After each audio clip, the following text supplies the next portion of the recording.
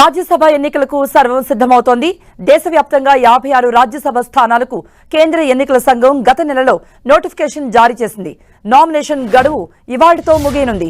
ఫిబ్రవరి 27న voting జరగనుంది. తెలంగాణ నుండి 3 రాజ్యసభ స్థానాలకు ఎన్నికలు జరగనున్నాయి. ఇందుకోసం అధికార కాంగ్రెస్ పార్టీ, బీఆర్ఎస్ పార్టీలు తమ అభ్యర్థుల్ని ఖరారు చేశాయి. తెలంగాణలో కాంగ్రెస్, బీఆర్ఎస్ రాజ్యసభ సభ్యుల పేర్లు ఖరారయ్యాయి. కాంగ్రెస్ పార్టీ నుండి రాజ్యసభ అభ్యర్థులుగా రేణుకా చౌదరి, అనిల్ కుమార్ యాదవ్ పేర్లు అధిష్టానం ఖరారు చేసింది. బీఆర్ఎస్ నుంచి వద్దిరాజు రవిచంద్రకే మరోసారి అవకాశం కల్పిస్తూ కేసీఆర్ నిర్ణయం తీసుకున్నారు.